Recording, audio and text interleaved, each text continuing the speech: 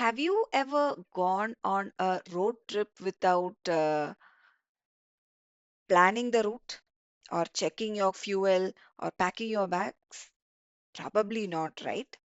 Similarly, no organization can achieve its goals without planning its most important asset. And what is that? Is that the coffee vending machine? No, it is the people, right? And this is where human resource planning or HR planning in short comes into picture. And when this HR planning gets aligned with the business strategy, it is like putting a turbo engine in your car. Okay, everything is going to move faster and also more smoothly towards success. So, what exactly is this HR planning and why is HR planning important? HR planning is kind of like a to-do list, making a to-do list for your workforce. So it is that process of figuring out what kind of people the company needs. Similarly, how many people do we need? What skills they should have? And then we will plan how we can attract, retain, and develop these people. Sounds easy? Yes? Okay. Easy or not, it is definitely quite strategic. It is not just about hiring anyone, but rather it is about hiring the right person for the right job. So that and that too at the right time. So, right person for the right job at the right time. In short, align the talent with organization's goals. So, the importance of HR planning, it can never be overstated, right? It helps companies avoid sudden talent shortages by ensuring that we have people with the right skills.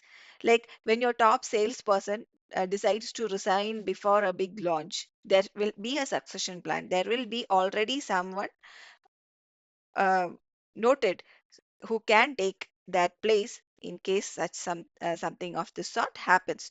Also, it reduces costs by avoiding overstaffing. It supports diversity and inclusion. It keeps employee engagement high.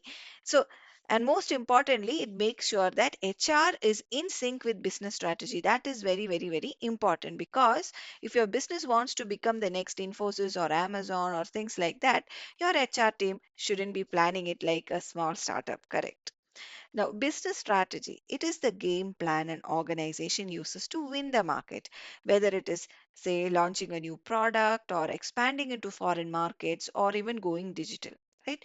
It is all part of business strategy. Now, imagine trying to do all of that without having the right people in your organization. Disaster, no? Total disaster. Yeah. So HR planning and business strategy, they should be best friends. They are best friends. They have to work hand in hand. Like for example, if a company wants to expand to Germany, then the HR team has to start looking for people who know German. Correct. Understand, they have to understand the European business culture so that they can all adapt quickly once that expansion happens. So HR must always be 2 steps ahead. Malayalathilu we say ഒരു മുഴ മുമ്പേ എന്ന് പറയും. ഓടുന്ന പട്ടിക്ക് ഒരു മുഴ മുമ്പേ പറയും. ഇവിടെ ഒരു മുഴ മുമ്പേ പോരാ. Okay, here that means in Malayalam, we have a saying that we should always be 1 step ahead. Okay, if so, it's like we should always. So literal translation is something like we should always be 1 step ahead of a running dog. Okay, so basically, it is just a saying which says that we should always be 1 step ahead. But HR 1 step ahead is not enough. You should be 2 steps ahead. We have to be ready with the right talent to support the strategy. But before we can plan for the future, what should we do? We need to understand the present. Without knowing how many uh, tomatoes you have already, can you decide how much more you need to buy for making that takali rasam, the tomato rasam? No. No, right? You can, but that will be a waste of money because half your existing takalis may, tomatoes may get spoiled, right? So, analyzing the current workforce. Workforce analysis. It is something like checking what ingredients you have before cooking. HR professionals also have to do that. But in case of HR professionals, you don't look for tomatoes and onions, but rather you will be collecting data on employee skills, uh, their roles, their what you can say, their performance, even their retirement plans. All these things you have to be aware of. And what will this do? This will help them, the HR team, to identify any kind of gaps there is, with gaps between what the organization has and what it needs. And it also helps us find hidden gems. That is, employees who can take on leadership roles or learn new skills quickly. The succession planning aspect of it. Now comes the future telling part, fortune telling part, forecasting needs. Forecasting what needs? Future HR needs. So, HR team, with the help of leadership, as we have said in other units also, not in MMPH 3, but rather in other HR topics, other HR courses, you are well aware how important it is that the top management, the leadership be with HR team. If HR has to make an impact, make a difference in the organization, it cannot do if the leadership is against them, right? So, with the help of the leadership, HR can try to predict what kind of roles it will need in the future. It can think of whether automation can reduce the need for manual jobs. Like, for example, in the case of AI, right now we are all thinking in terms of how we can do more stuff with AI, right?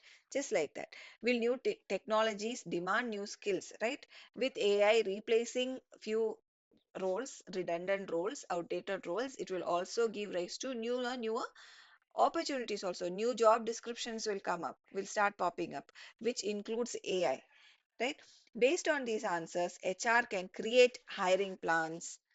They can prepare for future roles. They can create training programs. They can create succession planning, recruitment programs. All these things can be done. So it is all about being ready before the storm hits. We also have to align our HR planning with business strategy, right? Why? Because HR and business strategy, I said earlier also, they are supposed to be best friends. If they are aligned, then everything will work better. Recruitment becomes more targeted, employees get more engaged, performance improves, right? Just imagine trying to win a cricket match with no team coordination. Nobody is listening to nobody. The captain says something, the senior guy does something else, the junior guy has no clue, no coordination. Will you win a match in that condition? No, we won't, right? So it is the same thing with HR. If HR works in isolation, it won't be able to bring in any kind of betterment. If there is strategic alignment, then things will change. It can help in cost saving, it can help with succession planning, employee motivation, and even gaining a competitive edge in the market. So, how do you actually make this alignment work? What are the best practices that we can do to make it happen, to help HR bring about an actual positive change for the organization?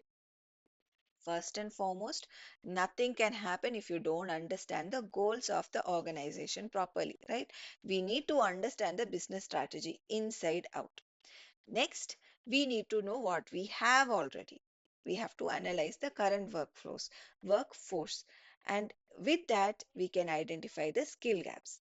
And based on this analysis, now we can develop HR programs that can support the strategic goals like training, hiring, or retention plans. We'll have to communicate clearly with all departments. And finally, nothing is going to be what you can say, one time you do it and then forget it kind of a thing. Doesn't happen in any organization, right? We'll have to keep on reviewing our plans, keep on updating it based on the results. So it is a bit like making a biryani. If you don't keep checking, you might overcook the rice. Similar to that, right? HR professionals are like the architects of people strategy in an organization. They analyze the workforce data, they create developmental programs, and they ensure that everyone is aligned with business goals. Business leaders, on the other hand, has to provide the direction, like the captain of a ship. When HR and this leadership, when they both work together, the result is a very strong and future-ready organization. So, what can I say? Collaboration.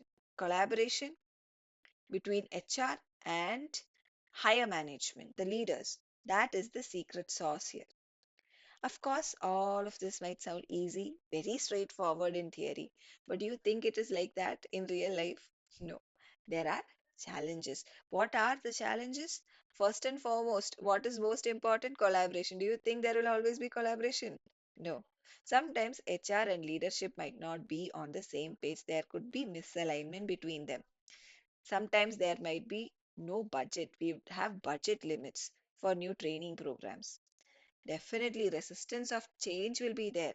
That is something which we cannot avoid. Any kind of change is going to bring about resistance. Employees may not want to adapt to new systems or new roles, right?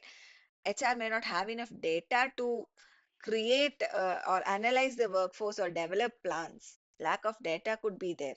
Also, there could be external factors like economic uncertainty or sudden resignations, right? So, uh, so you have HR team has a full plate of challenges here. But if you have the data, if you can communicate properly, if you have the flexibility, if you have alignment between your leadership and HR team, and also a little patience, maybe some coffee, you can overcome these challenges. So we talked about this misalignment, right? What are the risks of such misalignments? When a company, HR department, and higher leadership is misaligned, definitely there are serious risks, such as there could be turnovers, employees may perform poorly, resource wastage, inefficiency in processes could happen, and it could definitely lead to low morale and even a bad reputation.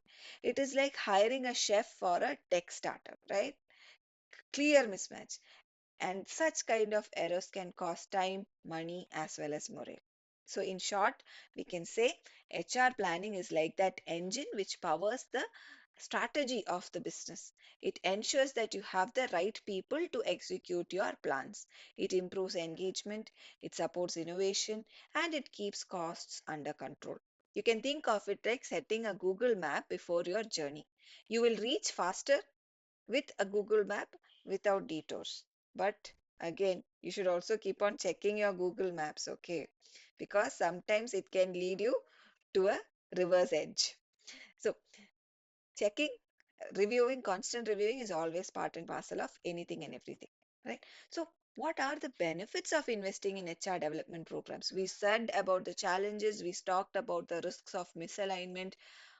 What are the benefits? Once again, when organizations invest in HR development, employees will become more skilled.